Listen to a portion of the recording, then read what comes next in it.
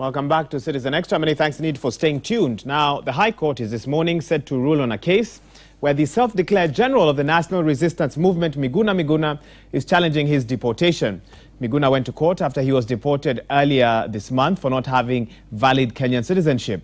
Mid this month, the High Court declared Miguna's deportation to Canada illegal. Justice Luka Kimaru has directed the government to deposit Miguna's revoked passport at the court within 7 days. That happened last week, but Miguna tweeted that the passport was defaced. The matter is before Justice Chacha Muita. Entry into the country and an order directing the chairperson of the Kenya National Human Rights Commission or her representatives to be allowed access to the immigration and customs clearance areas at the airport of entry of the petitioner's choice to observe the extent of observance by the respondents of relevant constitutional human rights and immigration laws applicable to the petitioner's right to enter Kenya. The application is supported by an affidavit sworn by one of the petitioner's advocate, Mr. Nelson Havi, and grounds on the face of the motion. The facts of the petition and motion, as can be gleaned from the face of the motion and affidavit, are that on 2nd of February 2018, security officers broke into the petitioner's home in Runda Estate, Nairobi, using all manner of force, ransacked the house, dragged the petitioner out of the house, and drove with him to various police stations, including Kiambu, Githunguri, and Lari in Kiambu County. Following this arrest, the petitioner's advocates applied for and obtained orders from Criminal Division of this court for his release on a cash bail of 50,000. The orders were made on 2nd of February 2018. The court ordered that the petitioner attend court on 5th of February 2018 for inter-parties hearing. The third and fourth respondent did not comply with that order, for they neither released the petitioner nor produced him in court on 5th of February 2018. On 6th February 2018, the respondent's agents took the petitioner to Kajiado Law Court, intending to charge him before a resident magistrate. The learned magistrate declined to take plea on being informed that the petitioner was the subject of an application before the High Court. He directed that the petitioner be produced before the High Court before 3 p.m. of the same day. The petitioner was to be returned to the magistrate court for plea on 14th of February 2018.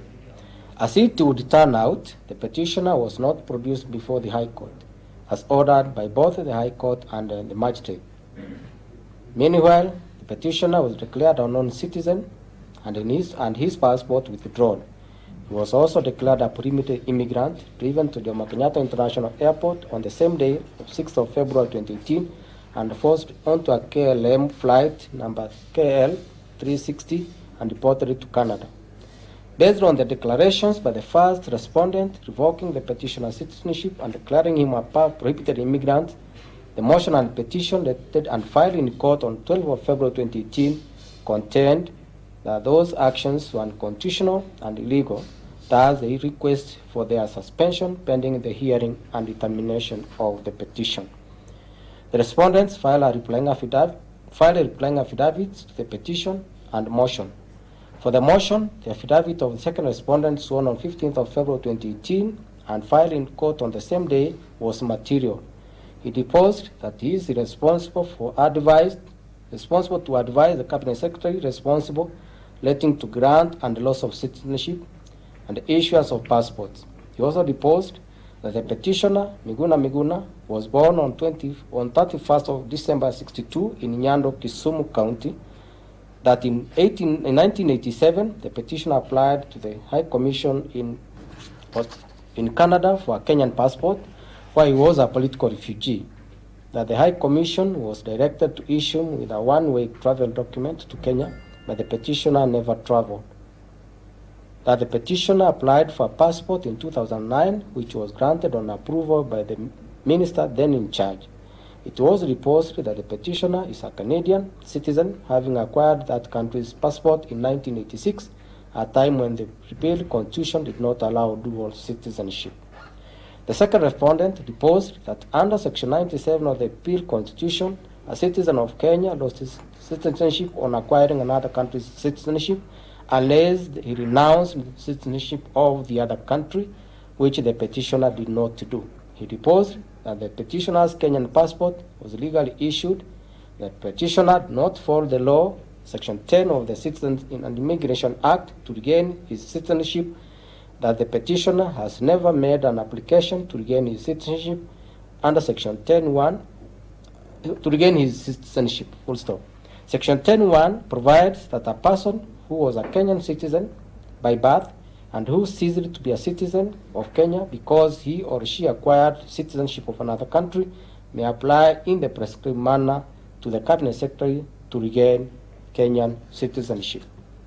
The second respondent deposed, therefore, that he informed the petitioner by letter dated 5th of February 2018 that his Kenyan passport number A116842 had been suspended and that it was required to surrender it within 21 days, otherwise it would be rendered null and void.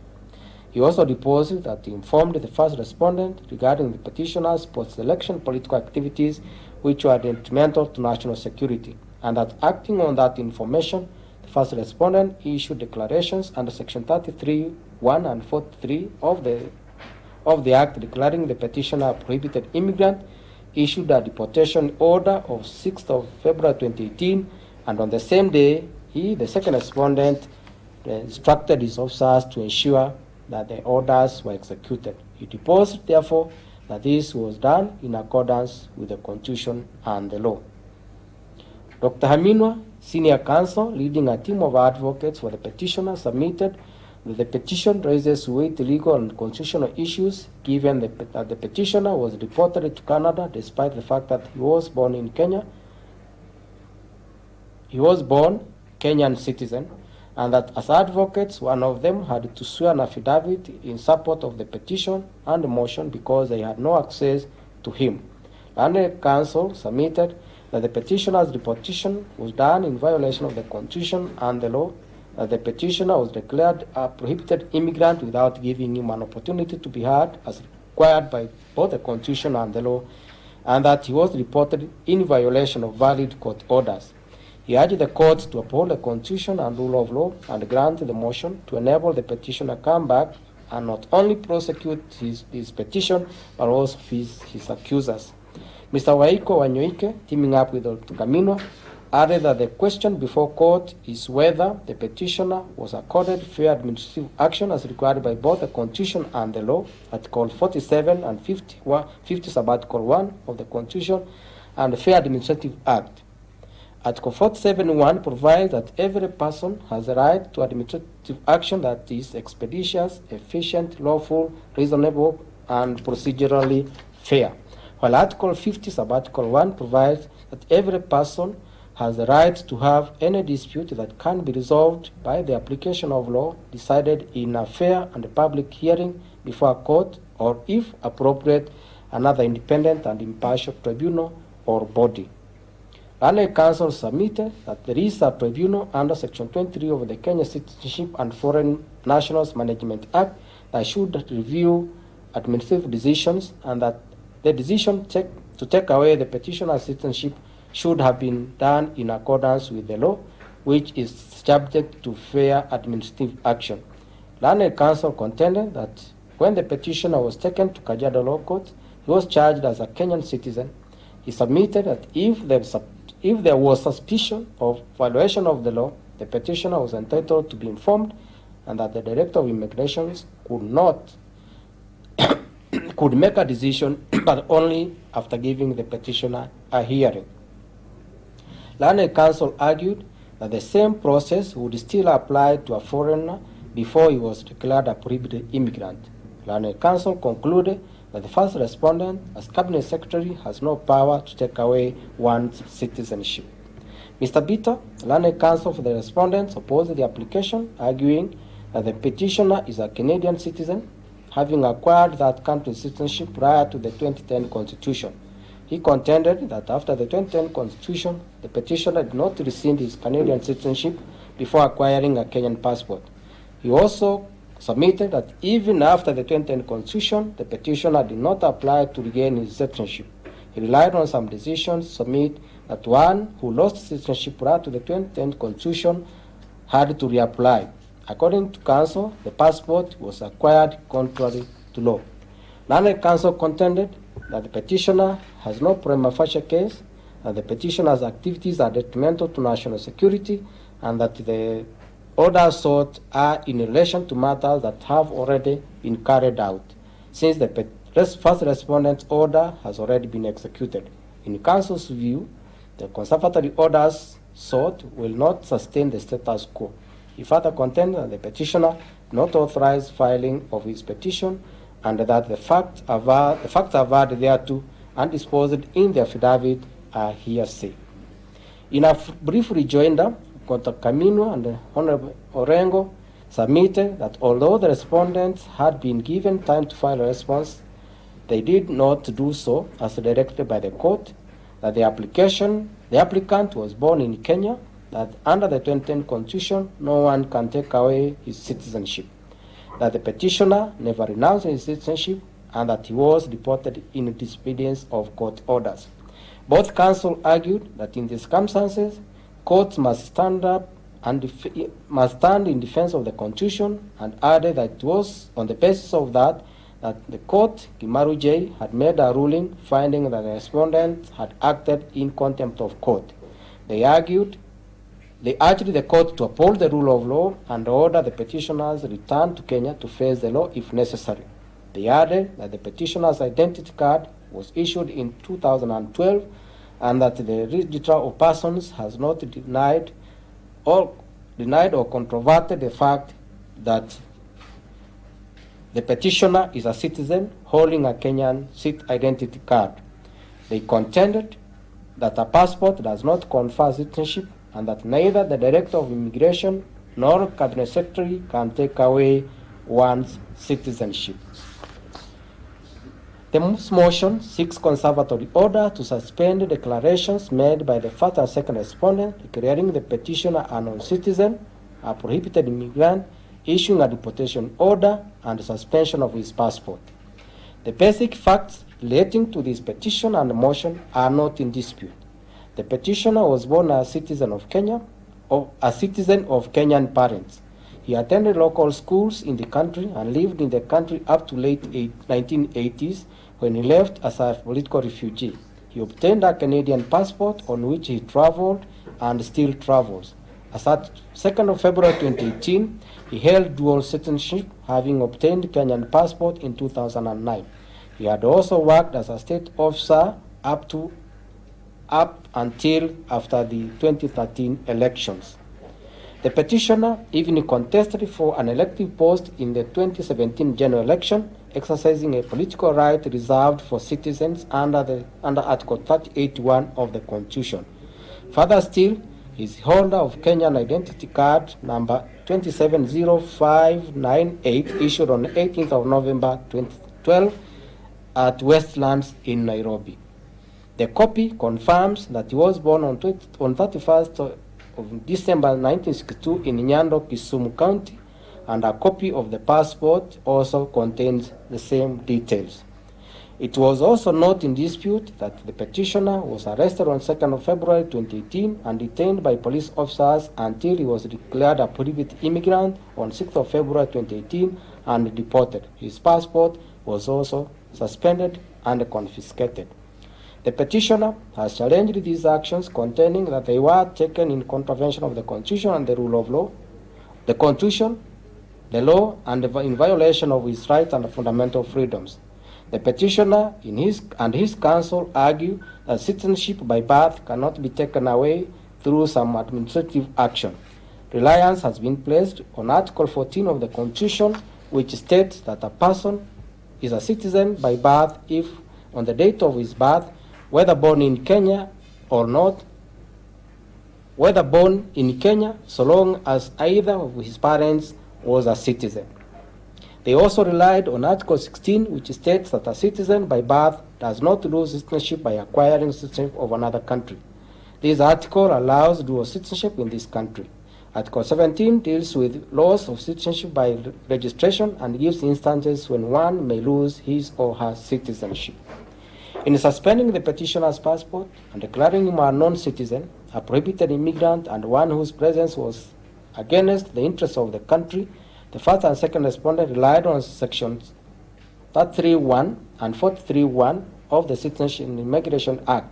Section 331 stipulates instances when an immigration officer or any other law enforcement officer may suspend or confiscate a passport or other travel documents, while Section 431 gives the Cabinet Secretary authority to make an order in writing directing that any person whose presence in Kenya was immediately before the making of that order unlawful under the Act, or in respect of whom a recommendation has been made to him or her under Section 26A of the Penal Code to be removed from and remain out of Kenya either indefinitely or for such period as they may be specified in the order. Although the petitioner wants the actions eventually nullified, he wants their immediate suspension pending the hearing and determination of the main petition. At this stage, therefore, the court is not supposed to make a definitive determination on the petition. Its duty is to consider whether there are sufficient grounds to persuade it to grant the conservatory order sought in the application. The law regarding grant of conservatory orders is now well settled in this country. Decisions ranging from this court, the Court of Appeal, and the Supreme Court are clear on the issue. That is, a party who moves the court seeking conservatory orders must show to the satisfaction of the court that his or her rights are under threat of violation, are being violated, or will be violated, and that such violation or threatened violation is likely to continue unless conservatory orders are granted. In such a case, the purpose of granting conservatory orders is to prevent breach of the Constitution, violation of rights and fundamental freedoms, or to preserve the subject matter pending the hearing and determination of a pending cause or petition. The Supreme Court, in its decision in Gitaru P. Tamunya v. Dixon Mwenda Kidinje, stated conservatory orders bear a more decided public law connotation. For these are orders to facilitate ordered functioning within public agencies, as well as to uphold the adjudicatory authority of the court in the public interest. Conservatory orders, therefore, are not unlike an interlocutory injunction linked to such private party issues as the prospect of irreparable harm occurring during the pendency of a case or high probability of success in the applicant's case for orders of stay. Conservatory orders, consequently, should be granted on the inherent merit of a case, bearing in mind the public interest, the constitutional values, and the appropriate magnitude, the priority levels attributable to the relevant causes. In the case of rights, education, and awareness, CREW, and 7 others by the Attorney General, the court observed that at the stage of applying for conservatory orders, a party is only required to demonstrate that he has a prima facie case with a likelihood of success, and that unless a conservatory order is granted, there is a real danger that he will suffer prejudice as a result of the violation or threatened violation of the Constitution. Whether or not to grant conservatory order, the court would have to consider whether there is real or impending danger to violation or continuing violation of the Constitution or rights and fundamental freedoms, with a consequence that a petitioner would suffer or continue to suffer prejudice were the court to decline the request to grant conservatory orders. In such a case, the court would issue conservatory orders for purpose of protecting the Constitution or rights and fundamental freedom pending the hearing of the main petition. In the case of Center for Human Rights and another by the Judges and Magistrates Vetting Board and the 2 others, the court again stated that where a legal wrong or legal injury is caused to a person or to determinate class of persons by reason of violation of any constitutional or legal rights, or any burden is imposed or in contravention of any constitutional or legal provision, or without the authority of the law, or any such legal wrong or injury is threatened, the High Court has power to grant appropriate reliefs so that the aggrieved party is not rendered helpless or helpless in the eyes of the wrong visited on or about to be visited upon him or her. This is meant to give an interim protection in order to not to expose others to preventable perils or risks by inaction or omission. And in Judicial Service Commission by the Speaker of the National Assembly, the court again stated, conservatory orders are not ordinary civil law remedies, but are remedies provided for under the Constitution, the supreme law of the land. They are not remedies between one individual and as against another, but are meant to keep the subject matter of the dispute in situ. Therefore, such remedies are remedies in rem as opposed to remedies in persona. In other words, they are remedies in respect of a particular state of affairs as opposed to injunctive orders which may only attach to a particular person. The petitioner was deported after he was declared a non-citizen and a prohibited immigrant on 6th of February 2018. This court has therefore been called upon to suspend the declarations and allow his return to the country to fight for his rights. The grounds relied on are based on breach of the Constitution and the law. It is alleged that the Constitution and more so the Bill of Rights were violated and continue to be violated. The petitioner's counsel argued that the petitioner, being a Kenyan citizen by birth, could not lose his citizenship as the first respondent purported to do, and that he could not be deported by the second respondent as he did. The other ground advanced is that the petitioner's rights under Article 47(1) and 51 of the Constitution on fair administrative action and fair hearing were violated. The petition raises constitutional and legal question that the petitioner seeks resolution on. It is not disputed that the alleged breaches and violations occurred on 6th of February 2018 or thereabout. The revocation of citizenship, declaration of the petitioner as a prohibited immigrant, and his deportation raise question of whether the petitioner was subjected to the constitutional requirements in Article 47(1) and 51 of the Constitution and the Fair Administrative Act. I've also seen deposition by the second respondent that he issued a letter to the petitioner on 5th of February 2018 suspending his passport and requiring him to surrender it within 21 days. The letter, annexed GK1 to the second respondent's affidavit, is addressed to Joshua Miguna Miguna of Runda Meadows, Nairobi. It is not clear where and when, if at all, the letter was delivered to the petitioner, given that by that date the petitioner was in the hands of the police and not at the address in the letter. A keen reading of our Constitution reveals the following key highlights. First, that the Constitution is the supreme law of the Republic and binds all persons and state organs. That's Article 2(1). Second, that the Republic of Kenya is a multi-party democracy, is a multi-party state founded on the national values and principles of governance in Article 10. That's Article 4(2). Third, the national values and principles of governance bind all state organs, state officers, and public officers and all persons whenever any of them A. applies or interprets the Constitution,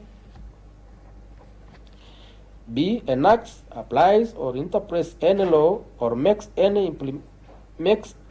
implements public policy decisions, implements public policy decisions.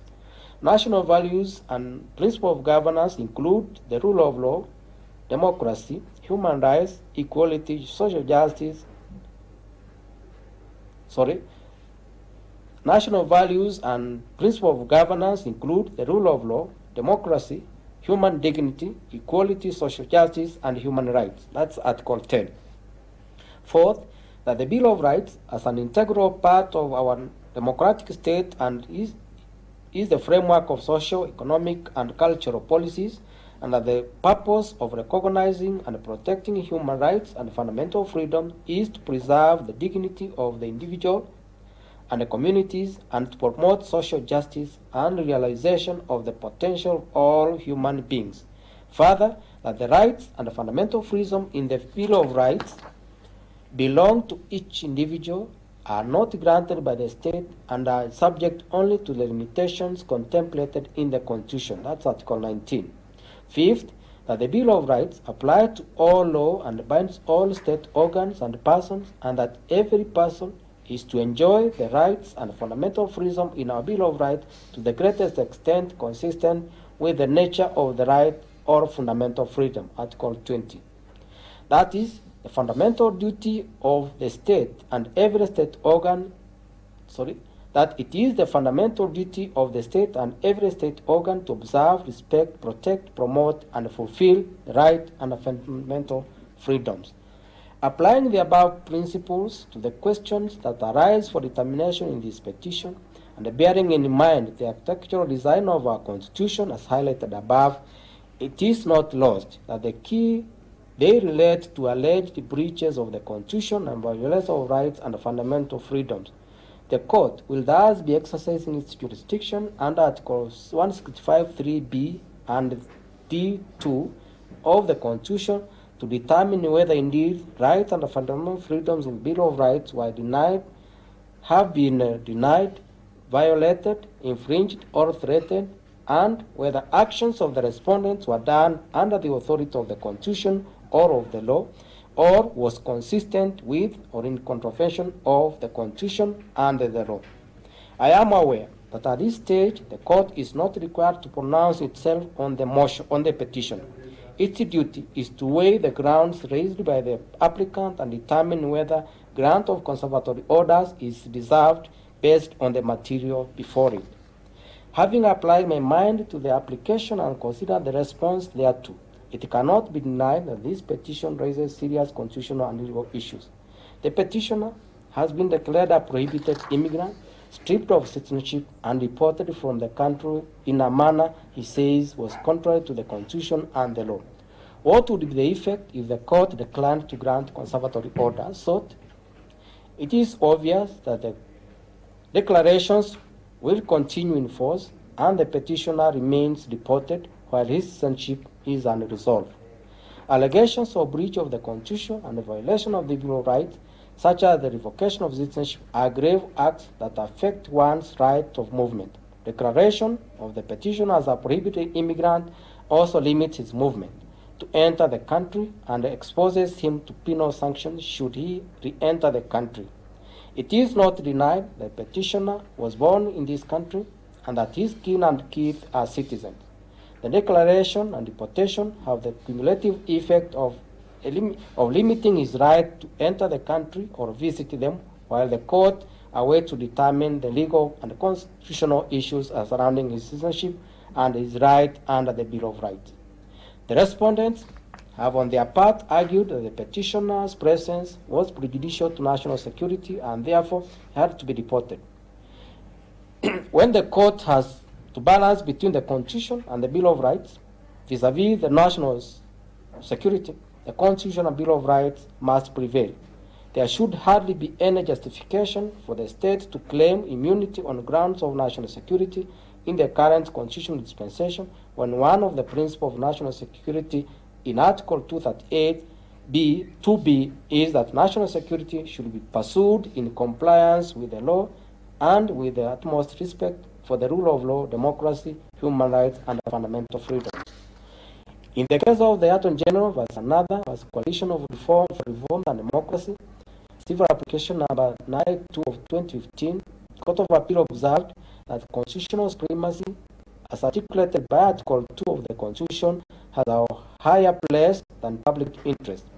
And in the case of Attorney General vs. another vs. Randunzai Rua and two others, Musinga J, responding to a submission that certain actions taken on the basis of state security should not be questioned by a court, opined that in the present constitutional dispensation, any suggestion that courts ought not question or interfere with any decision by the executive as long as such a decision is based on national security is completely unacceptable and has no place in our progressive constitution.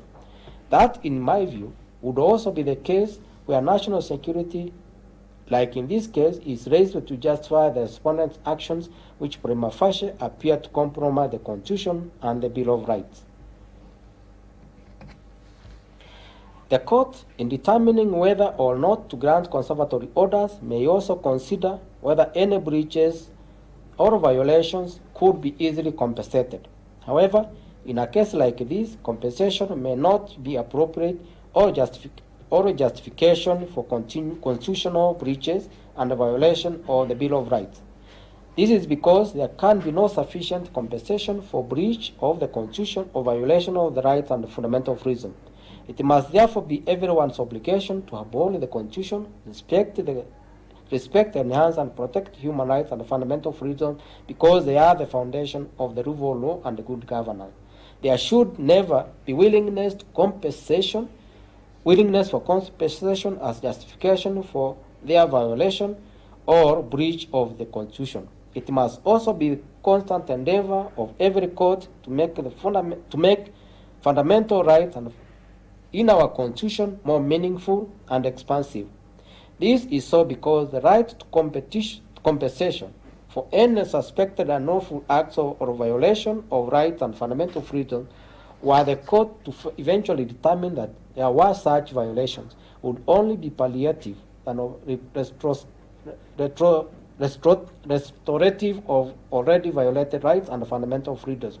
In the circumstance of this case, refusal to grant conservatory orders sought would be, in my view, paying lip service to the values and the principles in our Constitution. The court was informed from the bar that Kimaru J had issued orders that are to a large extent similar to those sought in the application. I've had the advantage of looking at the ruling by Kimaru J dated 15th of February 2018, 2 days after this court had partly heard and adjourned the application to enable the respondent to respond to it. What I gather from the ruling is that the only reason why the learned judge granted the orders was because they were made in contempt of court and not because of reason of any constitutional challenge. The petition and the motion before me raise constitutional issues that the Constitution and the Bill of Rights have been breached and violated. The application therefore seeks their suspension pending the hearing and determination of the petition. I also note that the application seeks other orders that were not before Kimaru J. From the respondents' replies, their motivation for taking the actions against the petitioner was first, that he is a non-citizen, and second, that his presence in the country was incompatible with national security. I must state here that our courts are sufficiently endowed with both human and intellectual resources to resolve the matrix web surrounding the petitioner's citizenship and any alleged acts of omission or commission said to be prejudicial to national security. If a person present in Kenya commits acts that violate the law, such a person should first be subject to the laws of the land, and thereafter the court may order his or her deportation upon determining his guilt or otherwise, rather than deny the court an opportunity to determine the person's guilt or innocence or any other unresolved issues, yet that is why courts exist. Having given due consideration to the application and the issues raised in the application and petition, I am satisfied prima facie that the petitioner has raised substantial constitutional and legal questions regarding actions taken against him by the respondent to justify this court intervention. The respondents have argued that there is no status quo to maintain since the orders by the first respondent have been executed. Well, that cannot be the ground for declining the application. Once the petitioner succeeds to demonstrate that there is a strong possibility that the Constitution and the Bill of Rights were violated, the court, in exercising its discretion, can grant orders to reverse those actions and restore the position ante any defense of the Constitution and the Bill of Rights. Moreover, the issues in the petition are also such that they cannot be fully and fairly adjudicated through affidavit evidence. For example, whether or not the petitioner renounced his Kenyan citizenship, was subjected to fair administrative action, given a fair hearing, require oral testimony followed by cross-examination to enable the court make a definitive and informed decision. They are factual issues that only the petitioner can speak to. In the circumstances, I am satisfied that there is a strong case for granting the application. Consequently, the application dated 12 February 2018 is allowed, and I make the following orders. 1. A conservatory order is hereby granted suspending the declaration by the first respondent, Dr. Fred Matiang'i, made on 6th of February 2018 under Section 43(1) of the Citizenship and Immigration Act, declaring Miguna Miguna, the petitioner, not a citizen of Kenya and whose presence in the country is contrary to national interest, and be removed from Kenya pending the hearing and determination of this petition. 2. A conservatory order be and is hereby granted suspending the decision by the second respondent, Major Retired Gordon Kihalangwa, made on 5th of February 2018, suspending Joshua Miguna Miguna's Kenyan passport number A116842, pending the hearing and determination of this petition. 3. A conservatory order be and is hereby granted suspending the order by Dr. Fred Okengo Matiang'i, the first respondent herein, made and published in Gazette Notice number 932 of 30th January 2018, declaring National Resistance Movement and a criminal organization, pending the hearing and determination of this petition. 4. An order is hereby issued directing the Director of Immigration, and in his absence, the most senior officer in the Directorate of Immigration, to issue Joshua Miguna Miguna, the petitioner, with a travel document to enable the petitioner to enter and remain in Kenya, pending the hearing and determination of this petition. In default, the petitioner shall be at liberty to use his Canadian passport to re-enter and remain in Kenya, pending the hearing and determination of the petition. 5. An order is hereby issued directing the respondent to facilitate the petitioner's re-entry to Kenya on a date and a time notified to the respondent by the petition. And 6. An order is hereby issued that during the petitioner's first re-entry into Kenya, the chairperson of Kenya National Human Rights Commission, the first interest party herein, or her representative, be allowed access to the immigration and customs clearance areas at the port of the petitioner's re-entry in order to observe the extent of the respondent's observance of the relevant constitutional, human rights, and immigration laws applicable to the petitioner's right to re-enter Kenya. 7. Parties to fast-track the petition for hearing as a matter of urgency. Costs of the application to be to the petitioner. And 9. This order may be served by publishing it once in either the Standard or the Daily Nation newspapers at the petitioner's expense. Those are the orders of the court. I've seen a few typos. Ruling will be ready in a short time. Thank you.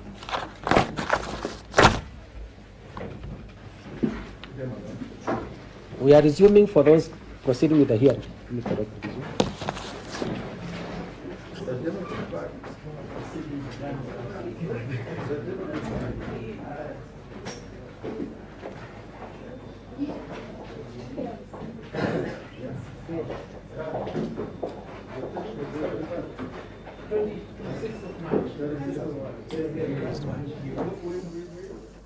Yes, High Court Judge Chacha Mwita there just making a ruling on a petition filed by the deported lawyer Miguna Miguna, and he has just granted, actually suspended the decision to deport Miguna Miguna as declared by CS for Interior Fred Matiang'i.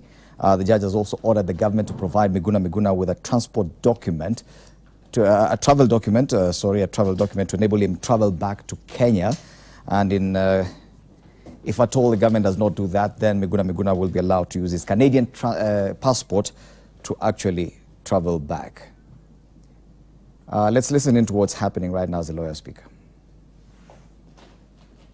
What is your comment to it? And do you think that the government will again move to appeal?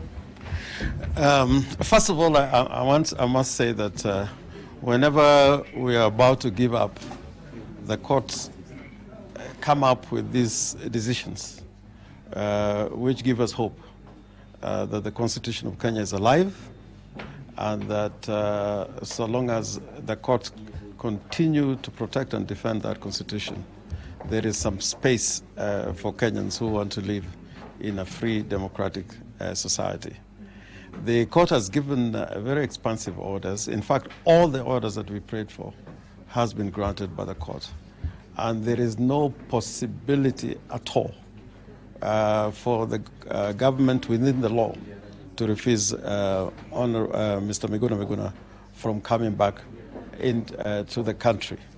And they can try and use all manner of contrivances, but at the end of the day, the orders of the court are clear, and that if they cannot give him a travel document, he can use his Canadian passport, and the security forces have been enjoined to facilitate his re-entry into Kenya under the supervision of the Kenya National Human Rights Commission, which is a constitutional commission. Whether they appeal or not, it doesn't really matter to us. But at every stage, you've seen the courts standing firm in defense of the Constitution.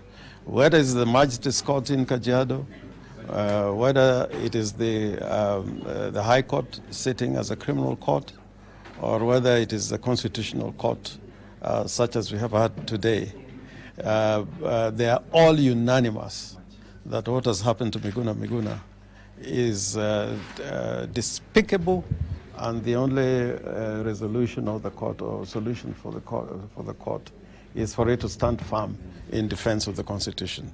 So it is a great victory, and Miguna has said out there that he's coming back on the 26th, but now it is possible for him to come even tomorrow if he so wishes.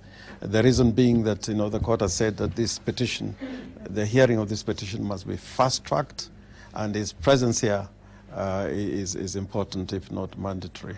But again, I commend the Miguna's legal team. I think we've been working around the clock since this matter occurred, beginning with the invasion of his residence and arrest and detention, unlawful detention and deportation. Councillor Happy, this is for you. Despite the frustrations and all that, are you seeing Miguna stepping back in Kenya? Yes, Miguna will step back in Kenya, because there can never be bigger authority than the authority of the court, and we must congratulate the judiciary. Despite these difficult times, we've seen an assertive position being taken by judge after judge to ensure that all the gains that we've made in the new constitution are not jettisoned in the manner that we are likely to be taken through by the administration. Thank you. Thank you. Yes, lawyers there representing